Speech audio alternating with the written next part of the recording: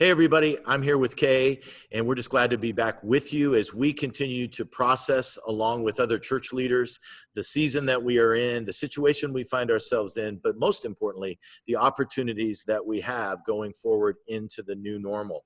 And so today, for the next few moments, we wanted to give you some process and some tools to use around the question of online modeling and online strategy going forward. Obviously, all of us have pivoted in the last few weeks, and hopefully you have an online presence at this point, and people are continuing to gather as the church.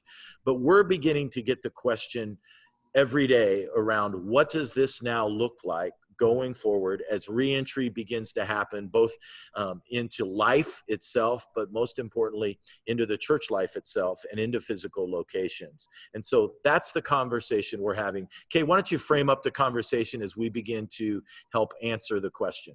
Yeah, absolutely. So, a lot of the conversations that are happening is that it seems like some people, when you read their blogs or posts or podcasts, I mean, you're hearing that everything's going to be digital and everything's going to be digital even first. And then you have to think about, physical campuses. And then other people are really anxious on the other side to be able to go back to their physical location so that they can abandon online, and because physical is better than online. And then you have varying opinions of all those things in between. But what's most important in this conversation, what we believe, is the model of your online ministry or your online strategy is going to really dictate all the questions, the answers to the questions that you currently have. And so also, what is the relationship with your online and your physical? It's an important question that you have to ask.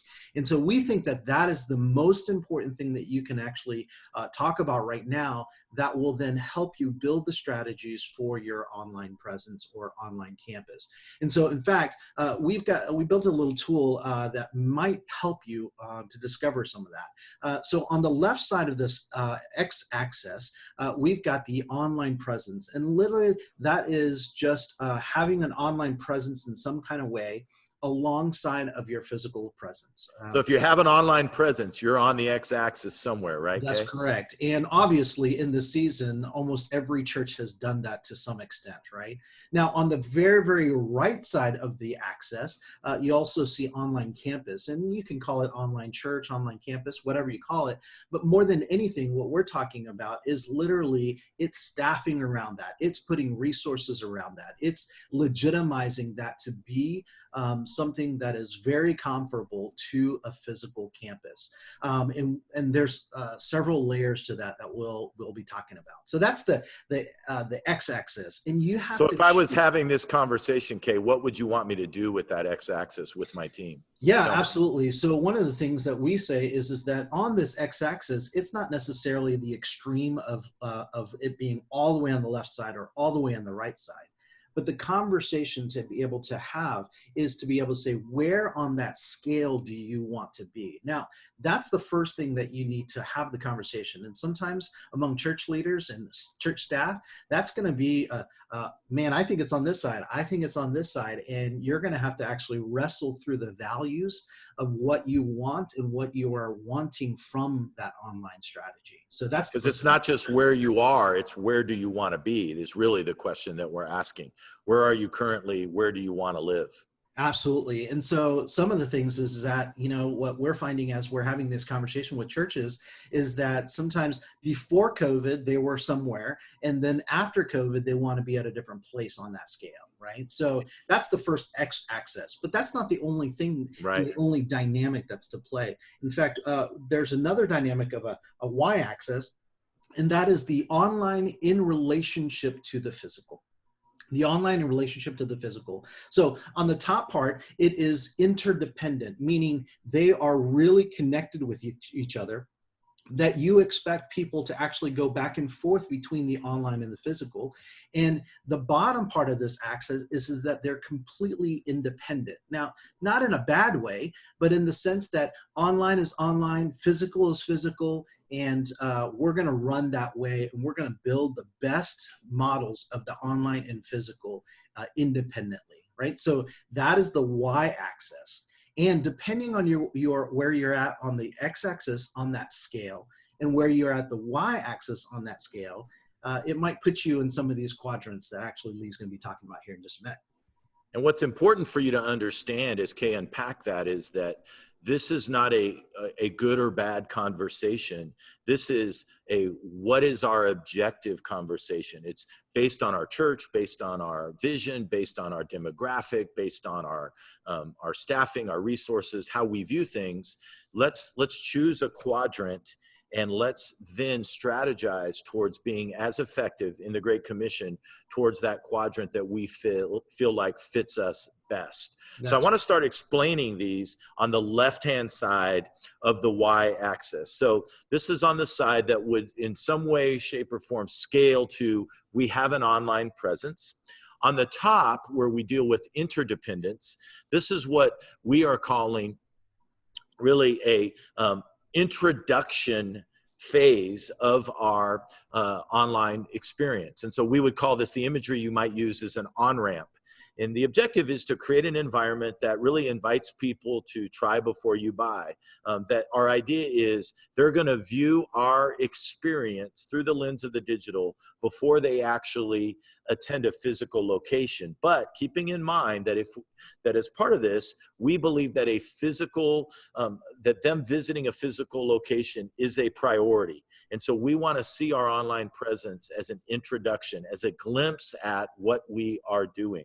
On the bottom, if we see it as independent, it's what we would call a supplementation experience. We would use it a frontage road, and we put an asterisk there because some of you watching may not know what a frontage road really is. Kay didn't know what it was. But here in Las Vegas, we have frontage roads next to our freeways. It gives people an option to not actually get on the freeway, but to kind of run parallel to the freeway. There's stoplights. It's not as free flowing, but it'll get you there eventually. That's what we would call this. It's creating an online environment that allows people to have an ongoing connection when they're unable to attend physically. My kid's sick, I'm out of town, I missed the weekend. And so it's a valid reason to have an online presence. It's just a supplementation. And what I want you to understand about the left side is, in general, that left side is really most concerned with what we do in our corporate worship setting, that we are taking what we experience, our worship, our communication, those things, and we are creating a digital presence as either an introduction or as a supplementation for people to experience that. And because it's an online presence, that's mostly what we care about, is doing our best at giving people an example or a glimpse or an experience that reflects that. Mm-hmm.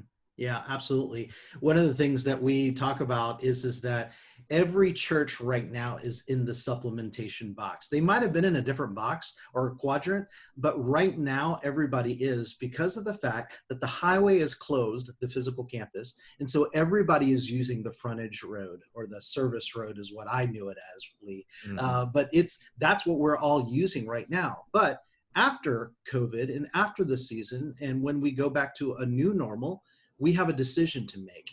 What are we going to do with the online model? That's right. So on the right side, as you begin to move to the right side, that's where this begins to open up a little bit more. And you begin to see at the top right, this idea of integration. It's a cross track or an intersection where we're creating an online environment. And because they are, on the y-axis, interdependent, we see this quadrant as being much more holistic, where it's beyond just the weekend, where we are engaging in digital environments. We are providing digital environments for people to take steps, and where people can actually move seamlessly between the physical and the virtual. So an example would be, I attend a physical location normally on a weekend. I drive there, I check my kids in, I sit in a chair, and I experience the service. But my small group meets pretty much exclusively virtually in an online environment. Or our next steps are physical next steps that people can take, a growth track, a starting point, a discover, but that also exists in the virtual world if people choose that. And so they can move. And it does require us to begin to replicate some of our environments in that integration quadrant. And the bottom one, and then Kay will assert some of his learnings from this, is our cul-de-sac or our destination. And this is where things exist exclusively in a physical, in a digital environment. And we don't We don't need anyone. We're not even asking anyone. We want them to see the digital experience as an exclusive one. It does not require them to physically ever attend a location. So that would be the cul-de-sac. And what we need to understand is all four of these quadrants will be in play when you are digital. We know that some people will use it as an on-ramp. It'll be supplementation. It'll maybe have some elements of integration or destination. That's not the point. The point is we need to choose as a team what our vision is, what our objective is, which quadrant, where we are on the X and Y axis, and then focus towards that. And the reason is because of resource and because of how we execute that. So Kay, talk about that a little bit. Yeah, just because your online ministry is being used by the people who are attending in all these different ways doesn't mean that you have to build a model that way. In fact, it's better to actually build a model and then build the strategies, understanding and knowing that the majority of the people will probably be in this camp. And yet at the same time, they're fringe people that will probably benefit in other ways as well. So that's just something to remember, even as you build out any kind of strategy. You have to have a focus. And then, yes, there will be other things that play out as well. One of the things that we say about the integration piece is that it's very much like the omni-channel approach, if you've ever heard that term in marketing, or like, for example, when you go and you order something online on Best Buy, and then you go and pick it up at the store. It's a seamless integration. And you can go back and forth between online and physical. And this is what the church would look like, in the sense that you can actually attend physically, and you can go to a virtual online group, and you wouldn't think that you would miss out on anything, because you can go back and forth between the two. But a destination literally is, we don't care that you live online, or we don't care that you never go to an online, because you're engaged physically, and those are independent of one. And we've built it out with that in mind. Correct. So there's all that build out that's in mind, because as we build it out on the left-hand side, there's a lot less resourcing, still some resourcing, but there's a lot less resourcing that is potentially needed, right? And even to the right side, we realize that the further right you go, all the way to the end of our x-axis, you can just see the resourcing moving up and to the right, whether it be staffing, whether it be space, whether it be equipment, whether it be the production value and the time and the energy that it spends to create that. Because remember, at this point, the further right we go, we're not just creating Sunday or weekend content. We are integrating all aspects of our church experience into that as well. Yeah, and then the other words that we're using on the left side is mimicking, and the right side modeling. And the really difference is there on the left side, you really want to make your online very similar to your physical. Why? Because it's being supplemented, and they need to be working together, or it's an introduction. They're coming in the online so that they can get an inside look at what it looks like to be physical. And then when they come physical, we're not baiting and switching them. Like they actually experience the same thing. So that's the mimicking side. But Lee, talk about the right side with the model. Yeah, the modeling side is understanding what the physical is doing. So we have that as a baseline, but we're taking that and we're modeling that. We're molding it to fit a digital world. So again, as we get into integration and destination, we can't just take everything and just throw it into people's living rooms or onto their devices. It requires us to then rethink the different environments. So our first step may look one way when we're physically gathering people to walk them through that. But when we're gathering them in a Zoom room or in a webinar, it needs to look different. It needs to feel different. It needs the time frame that we spend in it needs to look different. So there's lots of questions that then have to be answered when we get into a digital modeling mode. And so if you aren't ready, willing, or able to begin modeling, we would probably suggest that you move yourself back over to the left side, at least for a season, until you're ready to move into a much more modeling, which takes those resources, et cetera, to actually execute. So, Kay, this creates lots of conversation. I know people listening are going, right? Like, oh my gosh, where are we? And so we'd love to have more of those conversations with people if they'd like to. Yeah, and specifically around the mimicking and the modeling, the questions that a lot of times are we're asked, is more of the what do we do? What do we stream the worship that we're having physically online, or do we pre-record it? Do we make our messages shorter online because they're watching online versus physically, or do we make it the same? And the answers to those questions are actually after you pick a model, because if it's to the right side, then you would want to model it. If it's to the left side, you want to mimic it. And so that's why we think that this conversation is the most important conversation that you can have. And I love you asking those questions, because as people think about those questions, some of that may drive them one way or the other when they start to realize these are the questions that come along with what we choose.